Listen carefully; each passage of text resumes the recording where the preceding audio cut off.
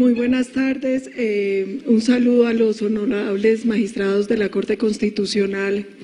y a todo el panel de ponentes, a los asistentes. Pido excusas que no estuve a lo largo de toda la audiencia porque estábamos debatiendo reforma política, así que probablemente cosas de las que diga ya han sido expresadas en este recinto. Lo primero que quiero hacer es agradecer a la Corte por convocarme a esta audiencia que hace seguimiento a las sentencias 388 del 2013 y 762 del 2015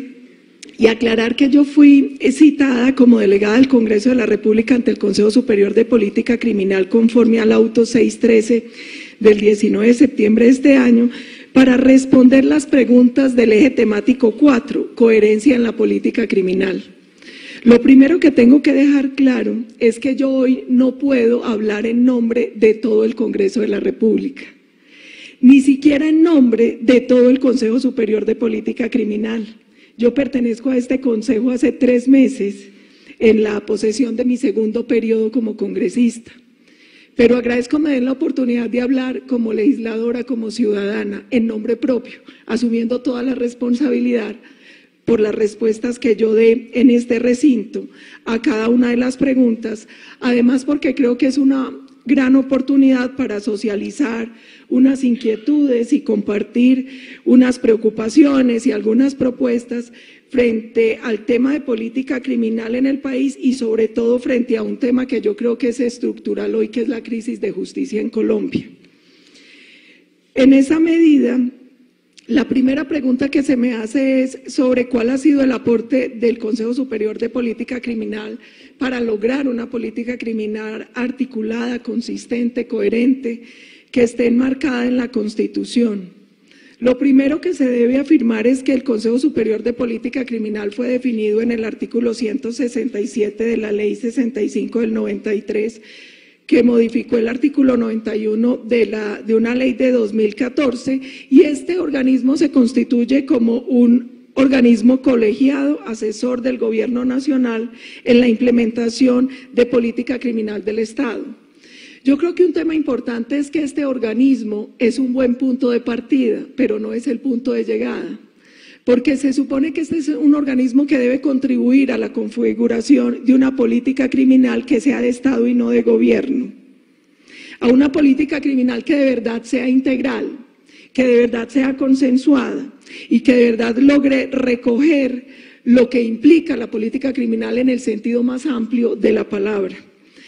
Este comité o este Consejo Superior de Política Criminal tiene 3 funciones muy importantes: asesorar al presidente de la República y al Gobierno Nacional en la formulación e implementación de la política criminal, aprobar el Plan Nacional de Política Criminal, y ahí también tengo que contarles que está vigente todavía el de 2012, y presentar concepto previo no vinculante sobre todos los proyectos de ley o actos legislativos que en materia penal cursen en el Congreso de la República. El artículo 3 del decreto 2055 del 2014, que reglamenta el Consejo Superior de Política Criminal y los asuntos relacionados con él, amplió el catálogo de funciones de este organismo y lo configura o lo instituye como una instancia especializada de deliberación, de diálogo interinstitucional, para poder asegurar justamente lo que me preguntaban, que era la articulación, la coherencia y la racionalidad de la política criminal. Hay varios logros importantes. Un primer logro, la existencia del Observatorio de Política Criminal. Mire, es muy difícil tomar decisiones sobre políticas públicas sin información veraz, sin información actualizada, sin información que uno pueda cotejar. Frente a eso, es muy importante que hoy exista el observatorio, pero también tenemos que afirmar que es un observatorio que necesitamos mejorar, perfeccionar, porque hoy finalmente lo que hace es recoger estadísticas que elaboran otras instituciones y hacer unos cuantos estudios propios. Ahí es necesario entonces mejorar el observatorio, permitir que este observatorio esté acompañado de personas especializadas en el tema de generación de indicadores de medición y que podamos cotejar las distintas estadísticas que allí aparecen. frente al tema del concepto que emite este Consejo frente a las leyes o actos legislativos, les hago un pequeño recuento. De octubre de 2014 a julio del 2018, este Consejo Superior de Política Criminal emitió 100 conceptos en relación con 108 iniciativas legislativas, constitucionales o legales que estaban en trámite. De esos, 21 conceptos fueron favorables y 79 desfavorables. De las 108 iniciativas, 20 se sancionaron como ley y una más fue objetada. De los 21 proyectos aprobados en el Congreso de la República, 10 tenían concepto favorable de este Consejo y 11 tenían concepto desfavorable. ¿Por qué hago énfasis en este punto? Porque esto demuestra que este Consejo es un órgano consultivo poco acatado, cuando debería ser importante en algún sentido el concepto que desde aquí se emita, dado que es un órgano que permite la relación entre las distintas instituciones que pueden tener alguna incidencia en el tema de política criminal. Entonces ese es un punto que debemos dejar para la reflexión. El Consejo Superior de Política Criminal, además,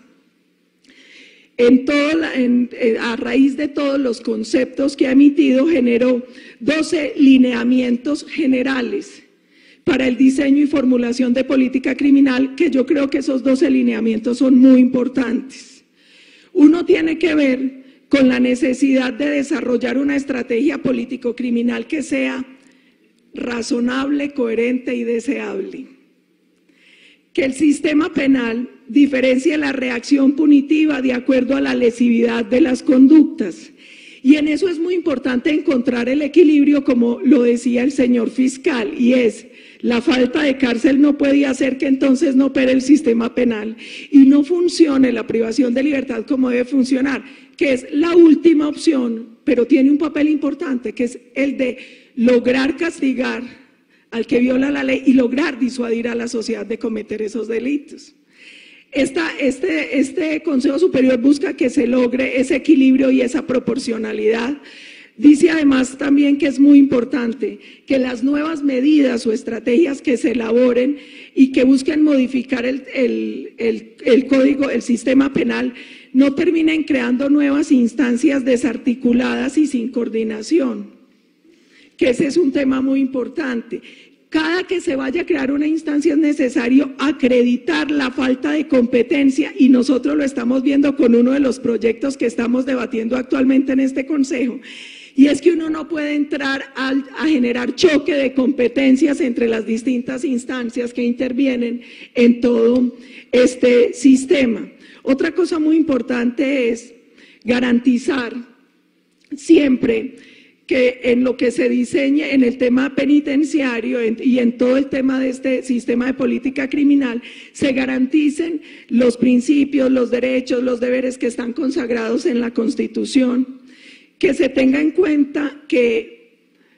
se debe justificar cada decisión que allí se tome, que se debe trabajar con enfoque de políticas públicas y del derecho penal, como lo decía el señor fiscal, a través del principio de mínima intervención y última ratio. Otro de los puntos importantes que señala estos 12 principios que se han elaborado desde el Consejo Superior de Política Criminal es que cuando se fijen nuevas penas es necesario que se explique por qué los márgenes de castigo que existen no están operando. O sea, justificar cada que se tenga, por ejemplo, que crear un nuevo tipo penal o endurecer una pena frente a un delito existente. Muy importante, y un tema en el que nosotros vemos debilidades en la exposición de motivos. Los proyectos, las leyes, los actos legislativos sobre política criminal necesitan contar con diagnóstico y con posibles efectos. Y hoy uno encuentra que la mayoría de las leyes y actos legislativos que nosotros analizamos son muy débiles en ese punto.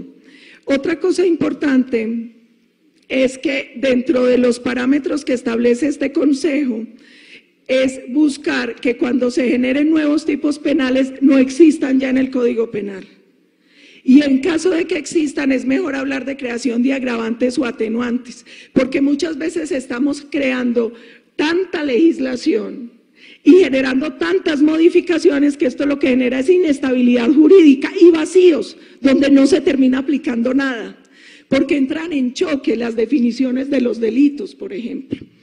Otro tema importante es entender que en la política criminal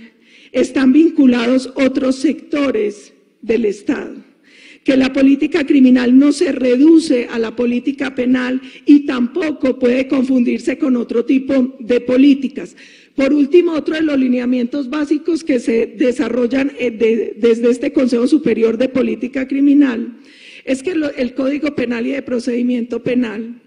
y lo que pretende relacionar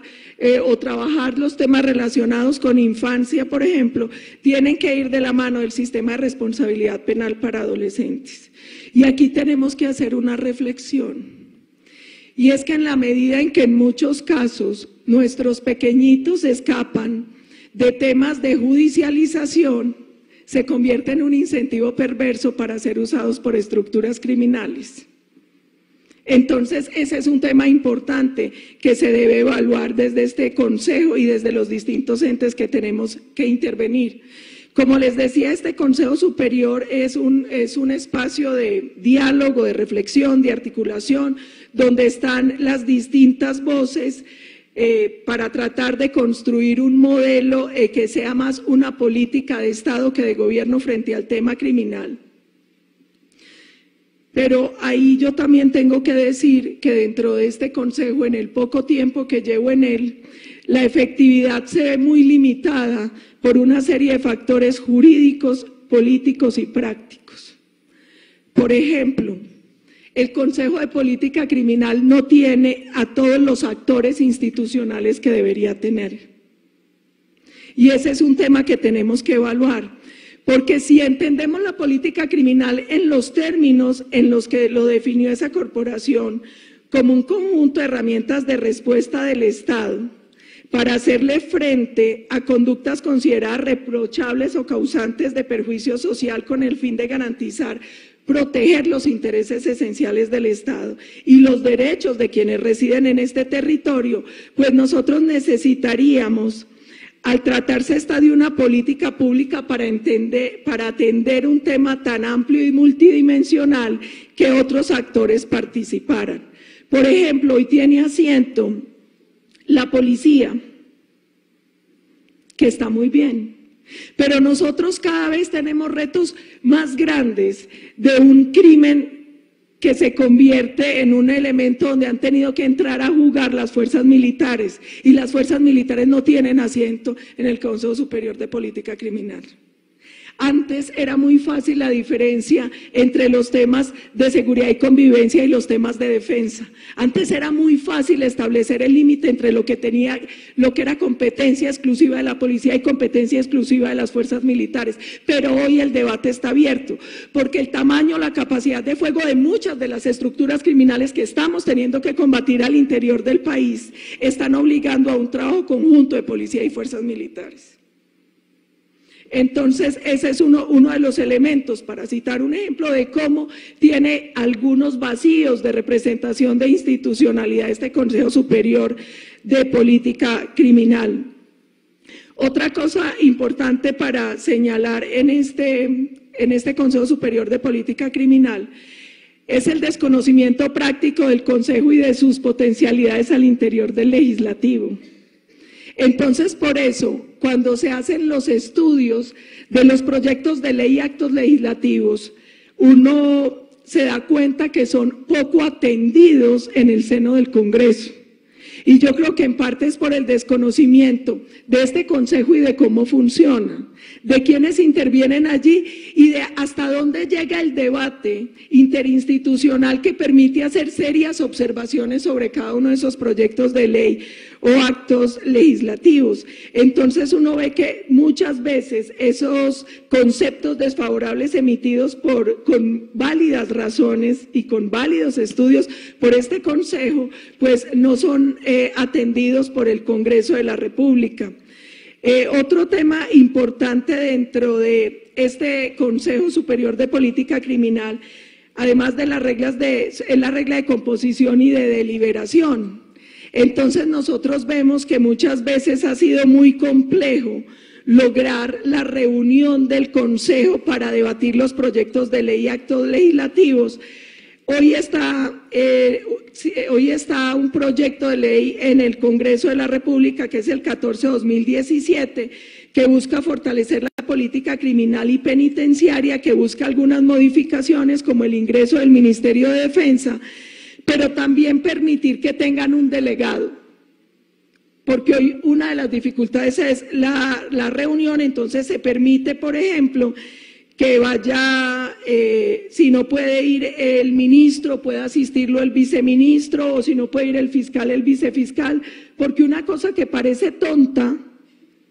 porque es de forma y no de fondo, que impide las reuniones de este Consejo, es la falta de quórum para el debate a la hora de emitir conceptos de proyectos o actos legislativos. Y otra cosa que yo siento que es fundamental es el acompañamiento de la academia en todos esos procesos de los debates del comité técnico. ¿Por qué? Porque a quienes hacemos parte del Consejo nos come el día a día.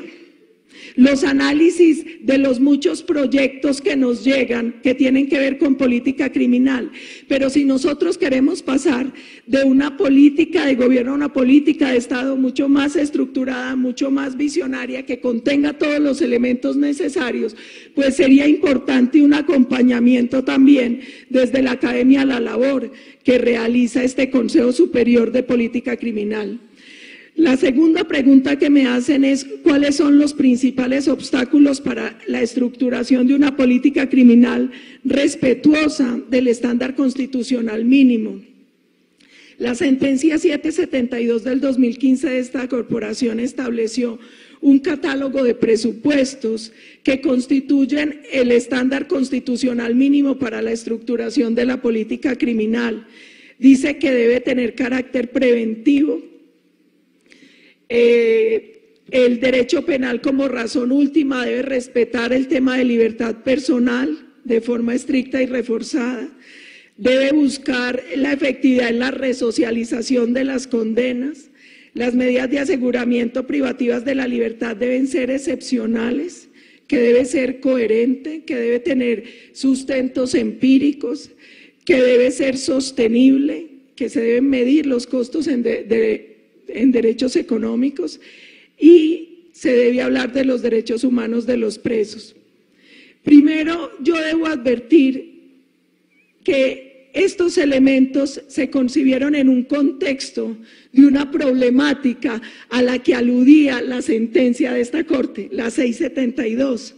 Por eso, estos elementos se enfocan fundamentalmente a la criminalización, al tratamiento penitenciario, otros elementos de la política criminal, tal como se concibe en la definición misma de política criminal.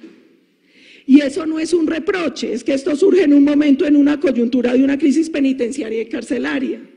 Y esos elementos responden a ese que es un elemento único, pero que no es todo lo que compone o compete a la política criminal. En esa medida parece un contrasentido definir la política criminal a partir de un concepto amplio, pero limitar su desarrollo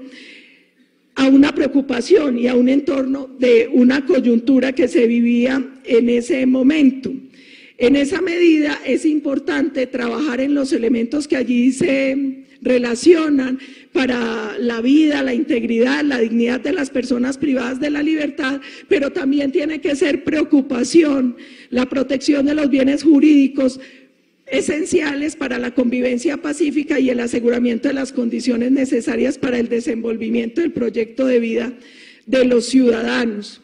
Yo quiero señalar dentro de las dificultades una que aquí ya han mencionado, yo creo que casi todos, que tiene que ver con el populismo punitivo. Y el populismo punitivo es una consecuencia natural por la inefectividad de las medidas no punitivas.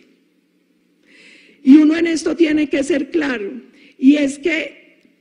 las medidas no punitivas no han logrado evitar el escalonamiento de conductas antisociales de menor gravedad hacia comportamientos que implican mayor lesividad, la inocuidad de los mecanismos disuasivos. Es decir, nosotros hoy encontramos que no se está cumpliendo con esa razón preventiva y de castigo, y por eso el ciudadano cree que la solución es hacer más duras las penas, cuando en realidad lo importante es la eficacia del sistema, porque todo tipo de delito termina siendo costo-beneficio, termina siendo de cálculo, llámese corrupción, narcotráfico, secuestro. El delincuente lo que piensa es qué pierdo y qué gano. Y en un país con estos altísimos niveles de impunidad, no importa qué tan dura la pena, si usted sabe que la posibilidad de ser capturado, judicializado y condenado es tan baja. Y eso ha llevado en parte a ese reclamo. Y por último, porque no alcancé a exponerlo todo, yo creo que es muy importante entender que en los temas de política criminal se debe trabajar el tema de realidad y percepción, que es lo mismo que sucede con el tema de seguridad. Hoy la ciudadanía tiene una percepción de debilidad institucional, de corrupción en la justicia, de incredulidad en la institucionalidad. Y dejo un tema importante con el debido respeto por los pronunciamientos de esta Corte, y es nosotros en la medida en que diseñamos y formulamos, implementamos marcos de impunidad para favorecer excepcionalmente a autores de delitos graves, estamos mandando una mala señal a la sociedad. Porque hoy lo que siente la ciudadanía es que si usted quiere tener impunidad o un trato benéfico, el delito tiene que ser grave, no cualquier delito. Porque los que cometen delitos menores son los que están en la cárcel, y los que cometen delitos atroces y de lesa humanidad son los que están en el Congreso. Por último, invito a esta Corte a que revise el caso exitoso de trabajo con pospenados y penados con las Fuerzas Armadas en el Batallón de Ingenieros, donde 2 empresas antioqueñas, Batallón de Ingenieros en Bello, los capacitan, los ponen a trabajar, y con ese trabajo pueden ayudar a 2 cosas: a su sustento y al de sus familias, a pesar de estar privados de la libertad. Pero además se le está dando una garantía de empleo al pospenado, y esto es lo que en realidad ayuda a bajar la reincidencia. En la medida en que salen capacitados y con una garantía de posibilidad de empleo. Por tiempo, muchas gracias, señores magistrados.